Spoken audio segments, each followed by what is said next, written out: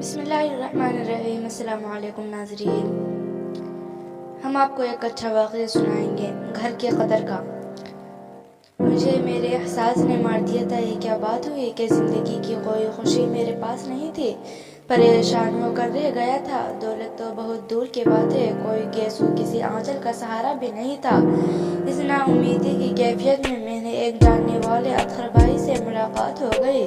وہ ایسے آدمی تھے جن کو میں نے ہمیشہ خوشی ہی دیکھا تھا۔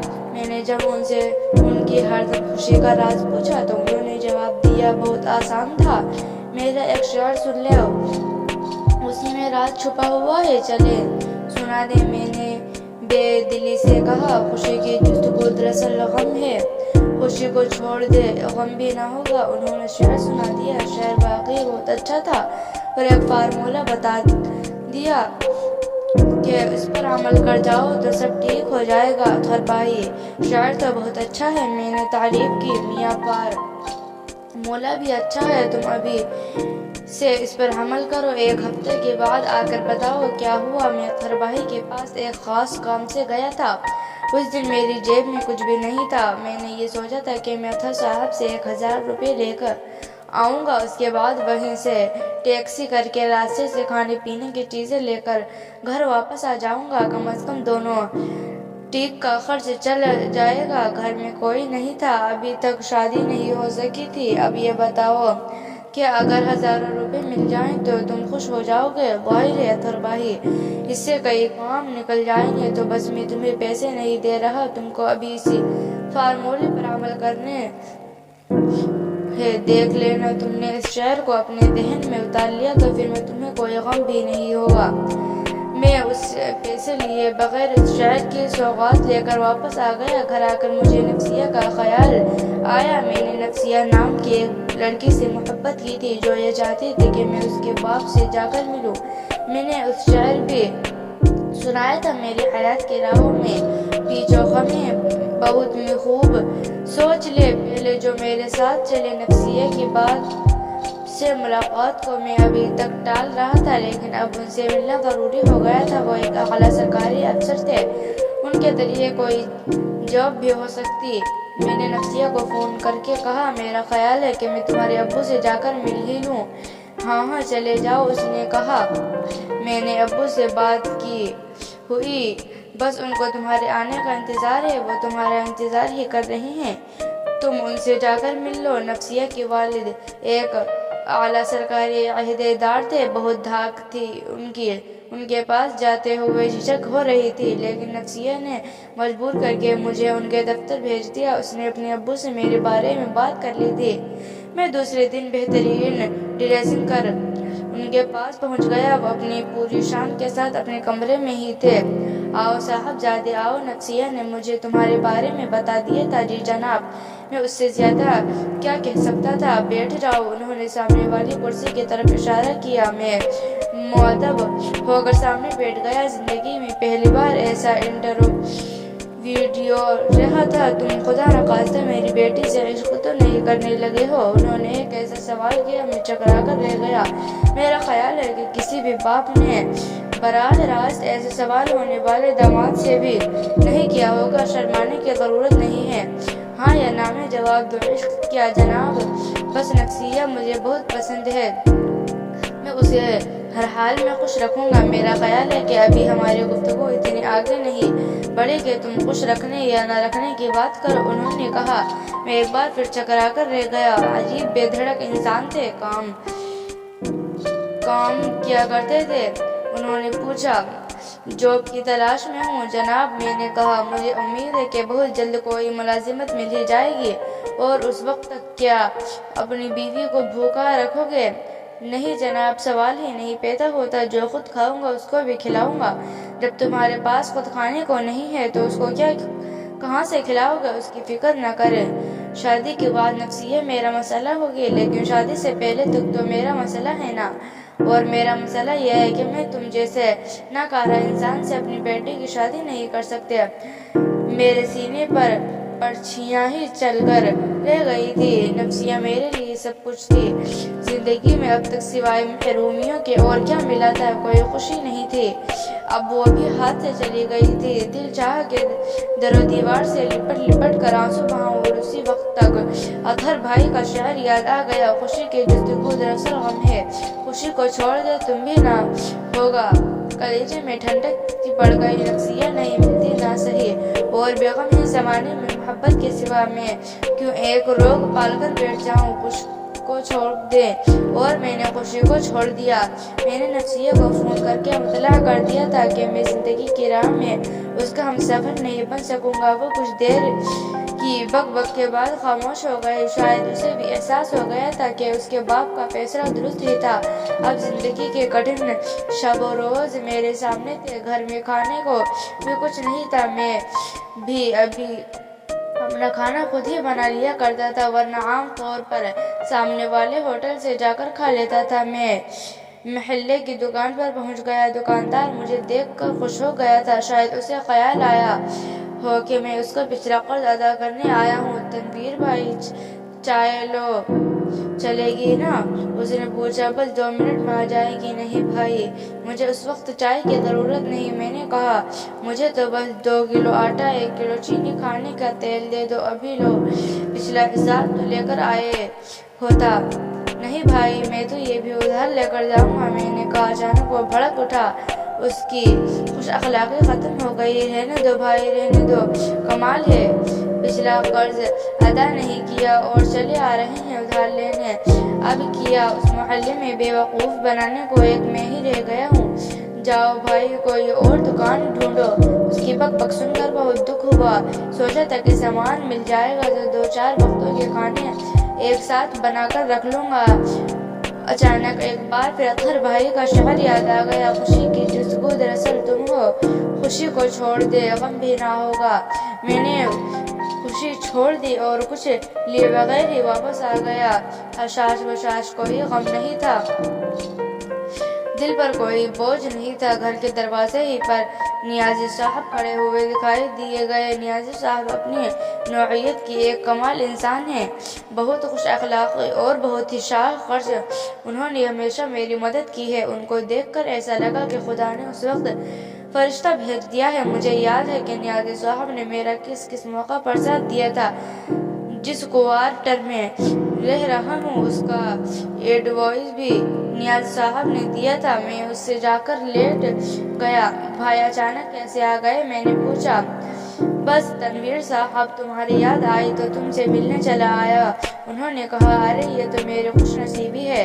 आए, अंदर आए। हम अंदर आकर बैठ गए। मैंने महसूस किया कि नियाज़ी साहब कुछ उलझे हुए थे। घर में इतना चाय का सामान था कि 2-4 कप चाय बन सकती थी। मैंने उन्हें चाय लाकर दी। कुछ देर के बाद उन्होंने कहा, तनवीर साहब, मैं एक अजीब कशमकश में हूँ। खैरियत तो है? क्या हुआ? मैंने पूछा।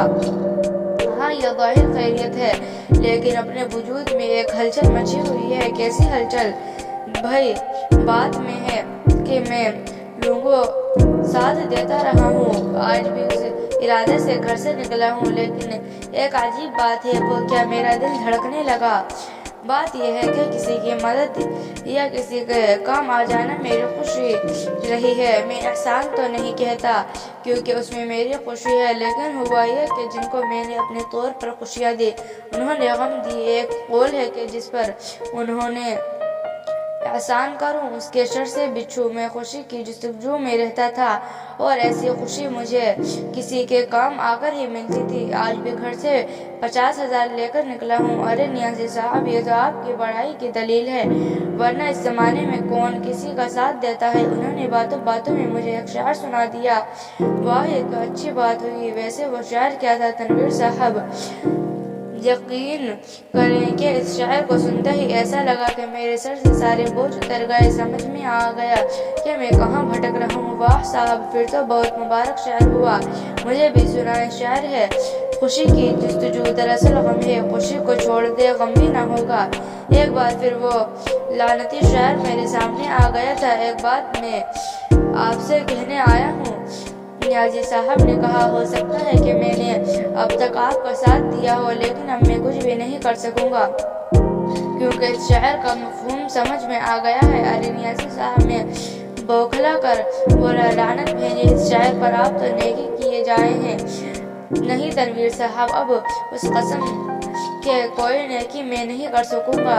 اس انقلابی شاعر نے میری سوچ بدل دی ہے۔ میں یہی کہنے حاضر ہوا تھا، دل چاہا کہ یا تو اپنا گلا گھونٹ لوں یا شاعر کو زہر دے دوں۔ جس نے بھی شاعر کہا ہوگا نیازی صاحب کچھ دیر بیٹھ کر اس شاعر پر لیکچر دیے کروائے ہو گئے اور میں اپنے خالی پیٹ پر ہاتھ پھیرتا رہ گیا۔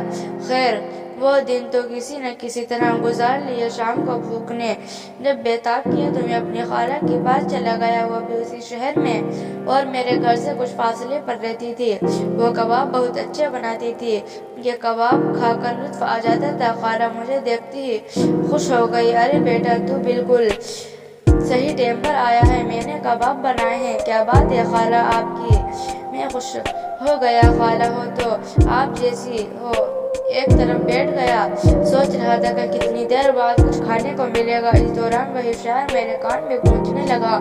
خالہ، میں نے آواز لگائی، خالہ میں جا رہا ہوں، ایک کام یاد آ گیا۔ ارے بیٹا کباب تو کھاتا جا۔ انہیں خالہ پھر صحیح اور میں اس مکان سے باہر آ گیا۔ باہر آتے ہی بھوک سے چکر سا آ گیا تھا۔ ایک درخت کا سہارا لے کر کھڑا ہو گیا۔ اس وقت کسی نے مجھے آواز دی، ارے تنویر صاحب کہاں کھڑے ہیں؟ کیسے میں اسلم صاحب؟ میں نے پوچھا، کیا بتاؤں، دل میں کیسی ہلچل مچی ہوئی ہے، خیریت تو ہے نا؟ کیا ہوا؟ موصوف شاعر بھی تھے، میرے پاس آ کر بولے، خدا کی اس وقت کچھ اور مانگ لیتا تو شاید بھی مل جاتا۔ قبولیت کی گھڑی تھی، لیکن میں نے آپ کو مانگا اور آپ مل گئے۔ ایک بہت زبردست غزل رات کو کہی ہے، ایک مشاعرے میں بھی پڑھنی ہے، لیکن میرا یہ دستور ہے کہ مشاعرے سے پہلے میں اپنے کسی دوست کو سنا کر دار لے لیتا ہوں تاکہ کچھ ہو گیا تو وہ اصلاح کر دے۔ عارف صاحب میں اس قابل کہاں ہوں؟ میں گھبرا کر بولا، شاعر زدہ یہ کیا بات کر دی آپ جیسا بادوق اور کہاں سے لے گا؟ چلیں سامنے والے ہوٹل میں بیٹھ جاتے ہیں، آپ بھی کہیں یہ کہ کس مشکل زمین میں غزل کہی ہے۔ چلے۔ انہوں نے میرا ہاتھ تھام لیا۔ اب میں جا کر بھی نہیں جا سکتا تھا۔ وہ مجھے اپنے ساتھ ہوٹل میں لے آئے۔ انہوں نے 2 چائے کے آرڈر دیے، ساتھ کچھ بسکٹ بھی منگوائے۔ اس وقت مجھے پیٹ میں کچھ سہارے کی شدید ضرورت بھی تھی۔ بسکٹ سامنے آئے، اسی وقت وہ کم بخت شعر یاد آ گیا۔ اس وقت خالی پیٹ کچھ کھانا میرے لیے بہت ضروری ہو گیا تھا، ورنہ میں بے ہوش ہی ہو جاتا۔ لیکن پھر وہی شاعر خوشی کو چھوڑ دے غم بھی نہ ہوگا۔ اس موقع پر بھی اس شاعر نے میرا پیچھا نہیں چھوڑا۔ جناب اسلم صاحب نے بسکٹوں کی طرف اشارہ کیا، آپ کیوں یوں ہی بیٹھے ہیں؟ نہیں اسلم صاحب، اس وقت کچھ نہیں بول سکا۔ میرے پیٹ میں کچھ گڑبڑ ہے۔ اوہ پیٹ میں گڑبڑ ہے تو آپ کو چائے بھی نہیں پینی چاہیے۔ جی ہاں، میری جان نکلی جا رہی تھی۔ انہوں نے ایک لمحہ انتظار کے بغیر ایک چائے کا آرڈر کینسل کر دیا اور خود چائے اور بسکٹ کھانے لگے، جبکہ میرا یہ حال تھا کہ میں غم اور خوشی کے فلسفے میں پھنسا ہوا تھا۔ اس کے بعد انہوں نے اپنی جیب سے کچھ کاغذ نکالے اور اپنے بیت کی غزل سنانے لگے۔ ایک تو غزل بے تکی، پھر اتنی طویل جیسے پوری اردو شاعری لکھ کر لے آئے ہوں۔ میں کچھ دیر تو بہت حوصلے سے سنتا رہا، پھر آنکھوں کے آگے اندھیرا چھانے لگا اور میں بے ہوش ہو کر لڑک گیا۔ اسلم صاحب مجھے پکار رہے تھے، کچھ اور آوازیں بھی تھی، میرے منہ پر پانی کے چھینٹے دیے جا رہے تھے، لیکن مجھے ہوش نہیں تھا۔ نہ جانے کتنی دیر بعد ہوش آیا ہوگا۔ میں ایک بستر پر لیٹا تھا، نقاہت تو بھی، لیکن اتنی نہیں جتنی پہلے محسوس ہو رہی تھی۔ میرے بستر کے آس پاس کچھ اور بستر بھی تھے جن پر مریض لیٹے ہوئے تھے۔ مجھے ہوش میں دیکھ کر ایک مہربان صورت کی نرس میرے پاس آ گئی۔ اب کیسی طبیعت ہے؟ اس نے پوچھا۔ کون لایا ہے مجھے؟ تم کہیں بے ہوش ہو گئے تھے، لوگ اٹھا کر لائے۔ لوگ لائے ہیں؟ کمزوری کی وجہ سے یہ حال ہو گیا۔ ڈاکٹر صاحب کا بھی یہی خیال تھا۔ تم اب ٹھیک ہو تو جا سکتے ہو، لیکن کسی کمبخت کا دل تھا کہ وہاں سے جائے، اس لیے وہی پڑا سوچتا رہا کہ اس طرح کیسے گزر بسر ہوگی۔ اچھا تھا کہ گاؤں میں ہی رہتا، ابا کی بات مان لیتا اور آسیہ سے شادی کر لیتا۔